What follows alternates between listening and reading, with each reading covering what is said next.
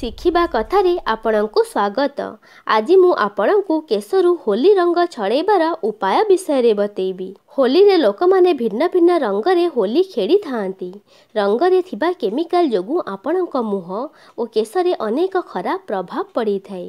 ତେଣୁ କିଛି ଲୋକ ହୋଲି ଖେଳିବା ପାଇଁ ପଛଘୁଞ୍ଚା ଦେଇଥାନ୍ତି।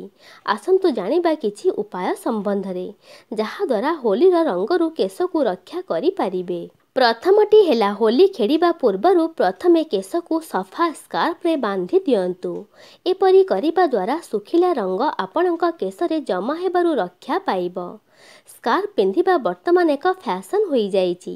ଏହାକୁ ମୁଣ୍ଡରେ ବାନ୍ଧିବା ଦ୍ୱାରା କେଶ ସୁରକ୍ଷିତ ରହିଥାଏ। ହୋଲି ଖେଳିବା ପୂର୍ବରୁ ଚର୍ମ ପରି କେଶରେ ମଧ୍ୟ ତେଲ ଲଗାନ୍ତୁ। ସବୁଠାରୁ ଉତ୍ତମ ହେବ ଯେ ହୋଲିର ପୂର୍ବ ଦିନରୁ କେଶରେ ତେଲ ମାଲିସ କରନ୍ତୁ। ଏପରି କରିବା ଦ୍ୱାରା କେଶରେ ଏକ ସୁରକ୍ଷିତ ସ୍ତର ରହିବ, ଯାହାଦ୍ୱାରା କେଶରେ ରଙ୍ଗର କୌଣସି ପ୍ରଭାବ ପଡ଼ିବ ନାହିଁ। ତୃତୀୟଟି ହେଲା, କେଶରୁ ରଙ୍ଗ ଭଲ ଭାବେ ଛଡ଼ାଇବା ପାଇଁ ତେଲରେ ଲେମ୍ବୁ ରସ ମିଶାଇ ଲଗାଇ ପାରିବେ।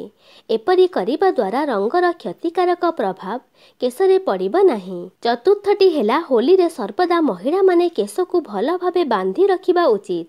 ଏପରି କରିବା ଦ୍ୱାରା କେଶ ମଧ୍ୟକୁ ରଙ୍ଗ ସହଜରେ ଯାଇପାରିବ ନାହିଁ। ଏବେ ଆମେ ଜାଣିବା ହୋଲି ଖେଳିବା ପରେ ରଙ୍ଗ ଛଡ଼ାଇବାର କେତୋଟି ଉପାୟ ବିଷୟରେ। ପ୍ରଥମଟି ହେଲା, ହୋଲି ଖେଳି ସାରିବା ପରେ କେଶକୁ କେବେ ବି ଗରମ ପାଣିରେ ଧୁଅନ୍ତୁ ନାହିଁ। ସାଦା ଓ ଥଣ୍ଡା ପାଣିରେ କେଶକୁ ଧୁଅନ୍ତୁ। ଏପରି କରିବା ଦ୍ୱାରା କେଶ ସୁରକ୍ଷିତ ରହିଥାଏ। ଦ୍ୱିତୀୟଟି ହେଲା, କେଶରେ କେମିକାଲ ଯୁକ୍ତ ଶ୍ୟାମ୍ପୂର ବ୍ୟବହାର କରନ୍ତୁ ନାହିଁ। ତେଣୁ ରଙ୍ଗ ଛଡ଼ାଇବା ପାଇଁ କେଶରେ ଆୟୁର୍ବେଦିକ ଶ୍ୟାମ୍ପୂ ଲଗାଇ ଆସ୍ତେ ଆସ୍ତେ ପାଣିର ବ୍ୟବହାର କରିବା ଉଚିତ। ଏପରି କରିବା ଦ୍ୱାରା କେଶରୁ ସଠିକ୍ ଭାବେ ରଙ୍ଗ ଛାଡ଼ି ଯାଇଥାଏ। ତୃତୀୟଟି ହେଲା, କେଶରୁ ରଙ୍ଗ ଛଡ଼ାଇବା ପରେ ଘି କୁଆଁରୀ ରସ ମାଲିସ କରନ୍ତୁ। ତାପରେ 10ରୁ 15 ମିନିଟ୍ ପରେ କେଶକୁ ଧୋଇ ଦିଅନ୍ତୁ। ଏହା ଥିଲା କେଶରୁ ରଙ୍ଗ ଛଡ଼ାଇବାର କେତୋଟି ଉପାୟ। ଯଦି ଏହି ଭିଡ଼ିଓଟି ଭଲ ଲାଗିଲା ତେବେ ଏହାକୁ ଲାଇକ୍ କରନ୍ତୁ ଏବଂ ସାଙ୍ଗମାନଙ୍କ ସହିତ ସେୟାର କରନ୍ତୁ ଏବଂ ଏହିଭଳି ଭିଡ଼ିଓ ଦେଖିବା ପାଇଁ ମୋ ଚ୍ୟାନେଲକୁ ସବସ୍କ୍ରାଇବ୍ କରନ୍ତୁ। ଧନ୍ୟବାଦ।